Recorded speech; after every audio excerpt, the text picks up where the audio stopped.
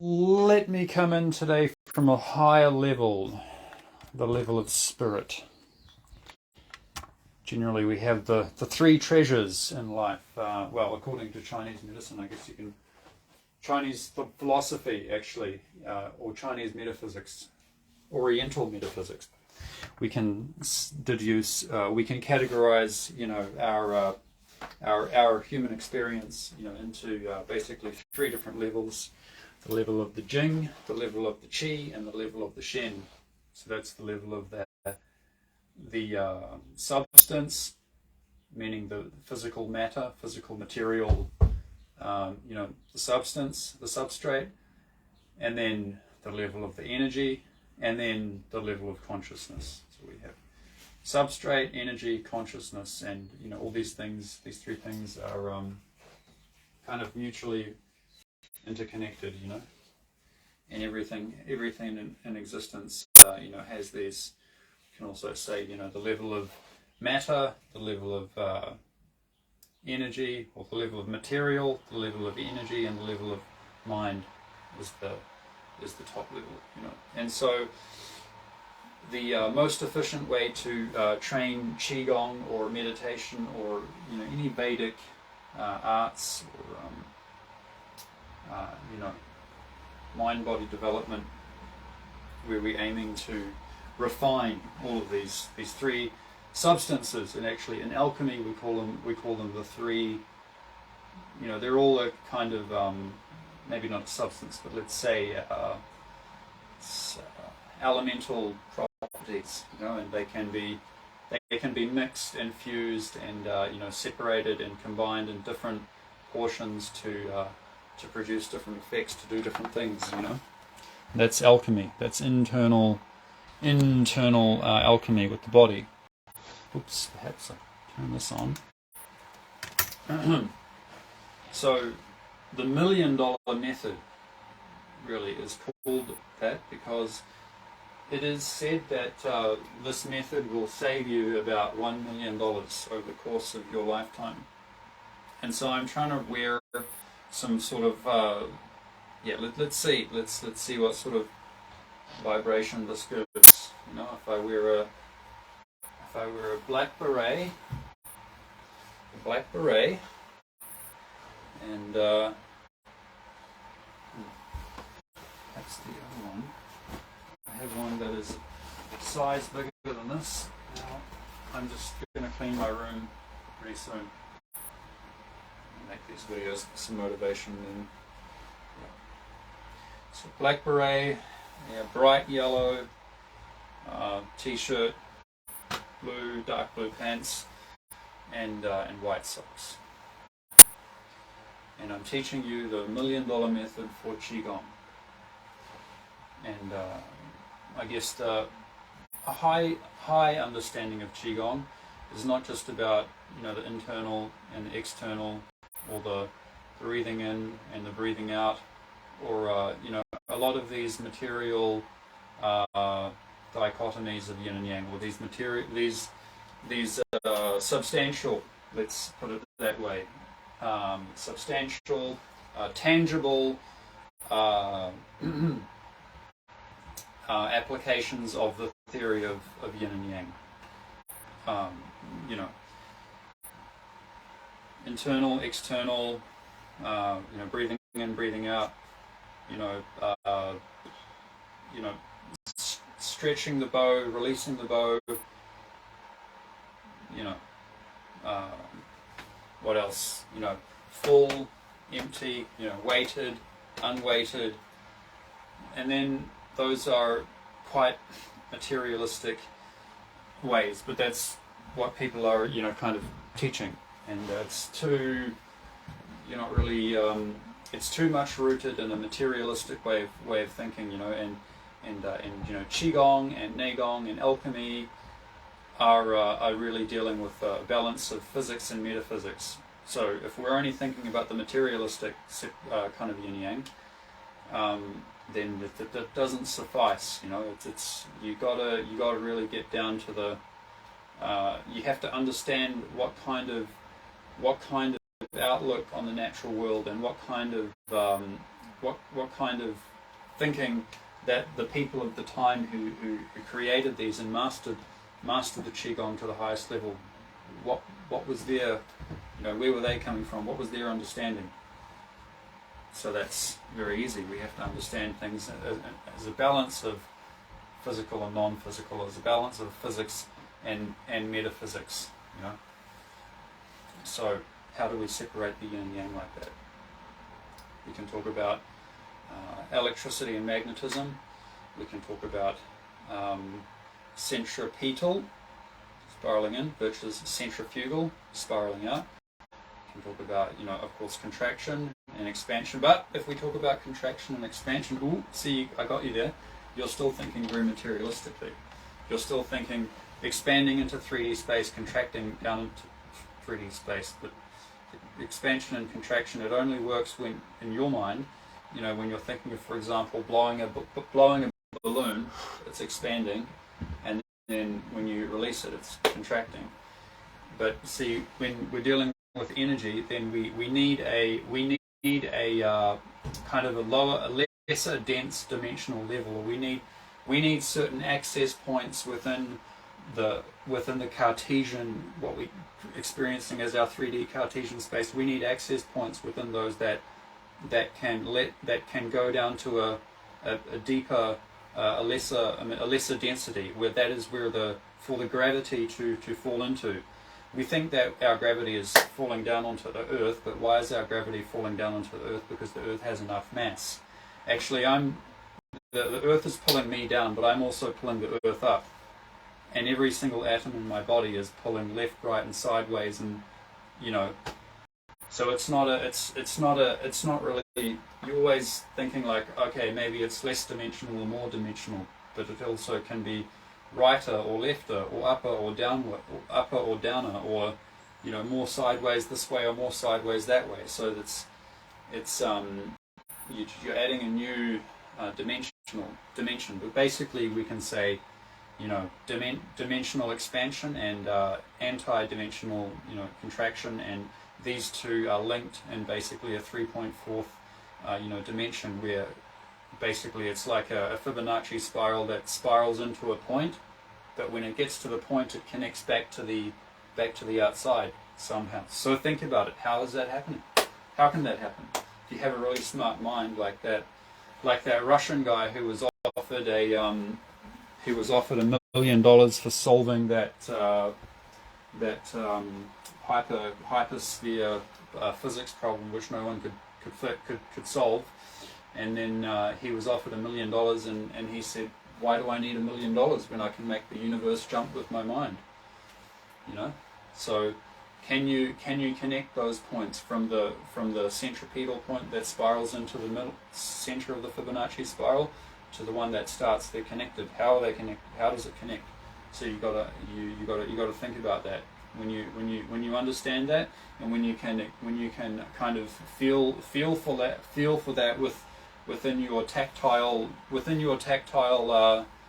experience in your body. In Chinese qigong, they call this the quality of ting, the quality of listening, because this sense, actually, what we experience is mass and gravity. That is basically the quality of listening. You have to listen. You have to basically listen with your what do they call that? The enteric system, sort of the deeper layer of the nervous system, is that is basically connecting to the gastrointestinal tract, and it's connecting the more and more subtle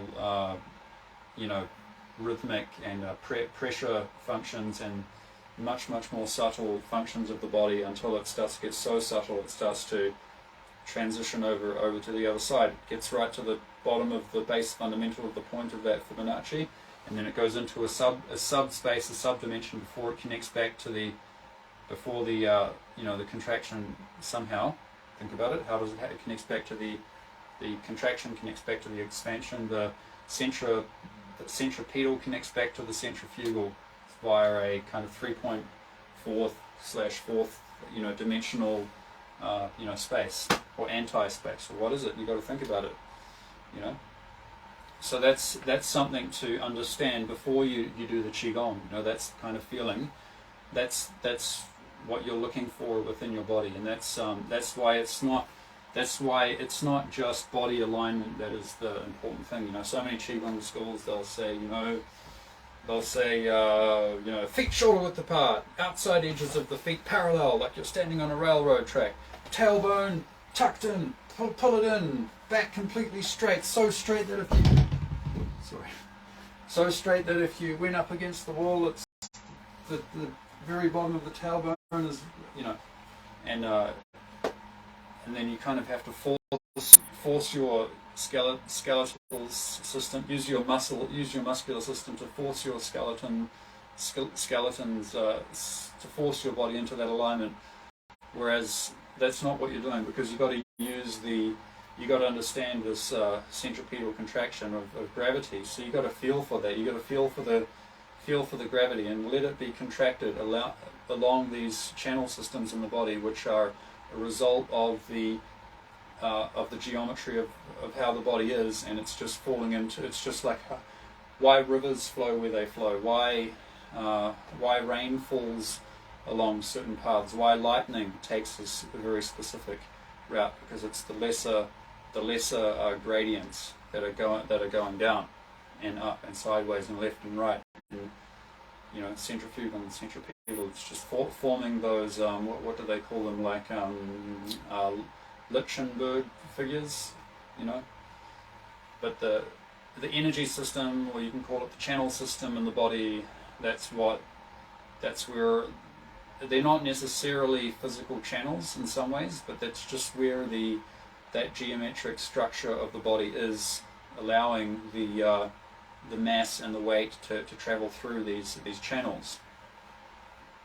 And what you'll find is that if you get a very interesting demonstration that you can see, physical thing, and you can actually develop this further, is if you get a pendulum.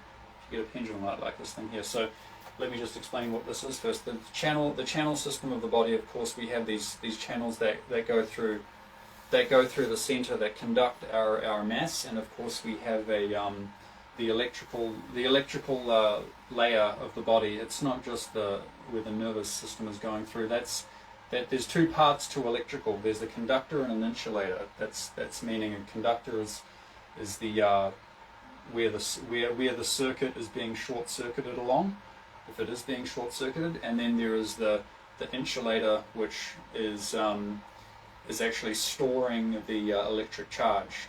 The insulator is actually storing electric charge. It's not really an insulator; it's really a storer. But it will prevent a short circuit, but at the same time it will store the actual energy.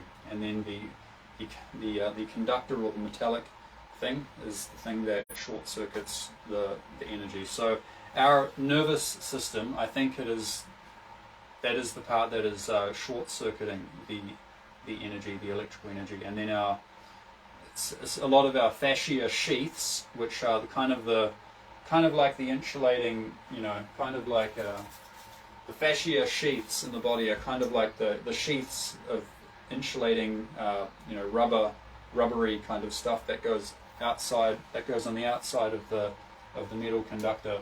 So you can see our nerve fibers have kind of sheaths that go around, and each individual muscle fiber has a sheath that goes around it, and then all those sheaths are bundled into a big muscle, and then it has a sheath around that. And these sheaths are where the dielectric, counterspatial, inertial, centripetal, storing up of energy is stored in, and then it's discharged through our nervous system and into the muscles to move the muscles.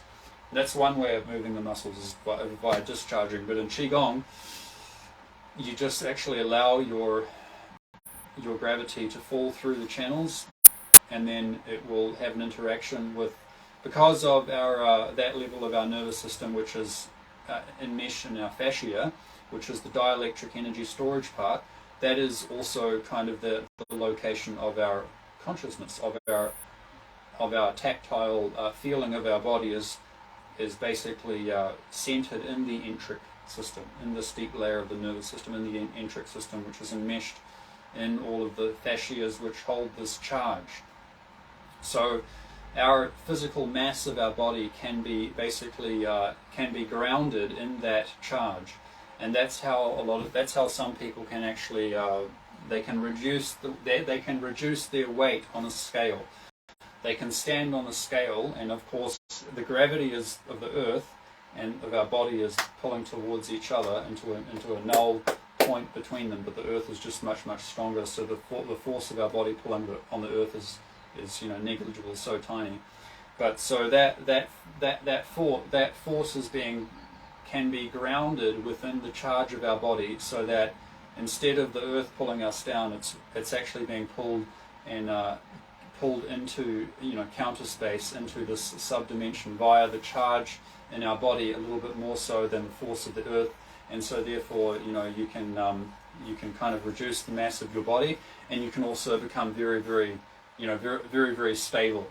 And you can use this in Tai Chi they call it to return force. It means that when everything is very well aligned and you've trained all of the fascias in your body like a big, like they're kind of like balloons, the fascia sheath that goes around each individual, muscle fiber and nerve bundle, and then the whole thing kind of has a section here, and this one here can be pressurized, and there's a section there, section there, section there. Each one can be pressurized, and it has the channels that the fascia channels that connect all of them, and of course takes many years of training. And it's not like going to the gym when you just lift weights and stuff, which trains specific muscle groups. When you train the fascia in the body to be able to use it in this way, for Qigong and for Tai Chi, it's mostly actually done either just sitting or standing, it's kind of you kind of have to push yourself to look at a different IQ, a different EQ, a different PQ. By the way, PQ means psychic quotient or psionic quotient. There's IQ, which means intelligence quotient, and then there's EQ, which means emotional quotient, your emotional intelligence, and there's PQ, which means psionic intelligence, which is kind of to do with pure awareness and your ability to how aware you are of certain things on a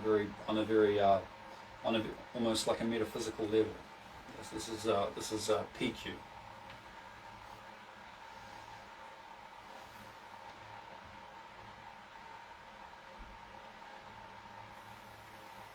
So just feel your body.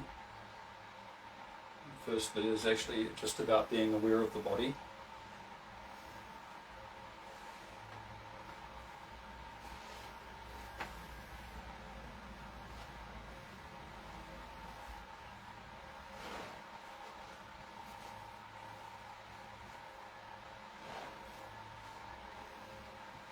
And then we need to develop some basic alignment. First way is, again, just standing. From standing, you have to learn how to stand. To learn how to stand, the important thing is just to be aware of each segment of the body, again, of each section, and the joint between. And then we're allowing the force going through. And in this case, we're just experiencing the force of gravity going through. I'm not experiencing some random force like just there or some localized force here. No, I'm just experiencing all of gravity, pulling my body, pulling straight through my body. So I'm just aware of my body, and then I'm aware of each section, and then I'm aware of each node between the sections. So here's one section, here's a node, here's a node. So you can see there's many sections of the body. Here's a node, here's a node, here's a node, here's a node, here's a node. This is a very central node. It's called the subnavel chakra, or the dantian. It can store the main energy storage in there. So one there. Here's another section. Node there, node there. So they're also in line with the chakras. And there's one node that people might not realize, but it's right here. It's right here on the foot. And the foot has to be relaxed. You have to be able to feel that node, and then relax into it, so that you're allowing your weight and you're kind of focusing it a little bit into that central node, or that central pearl, or kind of energy balloon that's just under the foot there. And of course, everything has to be aligned. So you're sinking down equally as much as you're allowing it to pressurize the body upwards through each section. And then of course just allowing the soft fascias of the foot to open up the muscles without using force. Just purely the weight of the body is pulling that kind of, it's kind of like a little trampoline, pulling that open.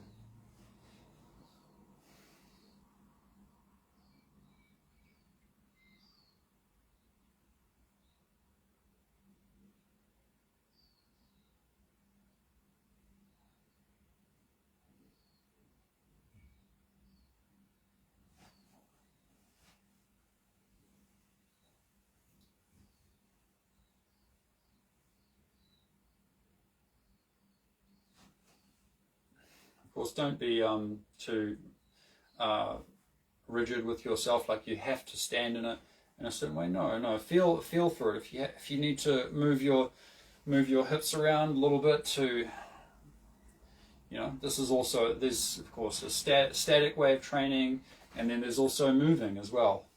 But moving is, you kind of got to be like a pendulum. So you're always seeking the balance. There's different ways of training for movement, but the basic principle is the pendulum body, as we kind of pretty much just discussed, and falling into each center and grounding kind of through each center.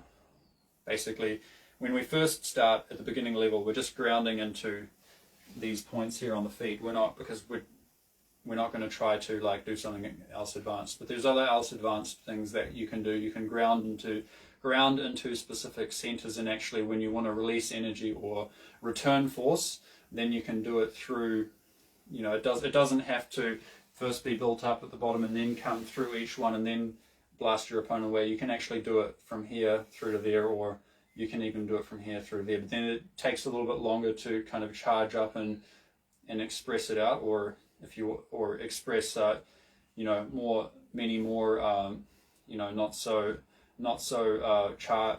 charged explosions. But so it depends how you're charging up and releasing. But at the start, we're just charging up into the main energy balloon at the bottom of the foot, and allowing the body to align itself naturally, allowing the tailbone to just fall under, just like the tailbone's falling off. And this part here, as if this part was basically being hung from some sort of hook up there, and then the chin just sort of naturally falls in, and you just allow the weight to fall through that central channel. And what happens when you do that is each section, each balloon starts to expand slightly, and the fascia, the tensivity, the tensileness of the whole body expands the fascia. And it's just that expansion alone that you want to feel for. That's that expansion that happens as a result of your, purely a result of your alignment and sinking into the bottom energy balloon, and then allowing that chain reaction to come up the whole body and expand all of the fascia outwards. So you're not physically, trying to pull up, or you don't even need to imagine something like they usually say in the Tai Chi classes, like imagine a hook pulling your head up and try and pull it up. No, you just establish yourself, as we've explained, establish this awareness in your body, and then just allow it to charge up, and then it will gradually start to expand, and it will form a perfect alignment, and it will expand. And you just have to be aware of that perfect alignment that you have to fall into. You just be aware of the perfect alignment, and then fall into the perfect alignment, and then you will be able to stay there and stand there for a very long time, without using any effort at all. You're just using the tensileness, and you're training the tensile. The longer you stand there, and the more different, stretching ways that you do it and postures you practice, and the longer you stand there, the better you train it, the better you're training the tensileness of the fascias to be able to do, more advanced things.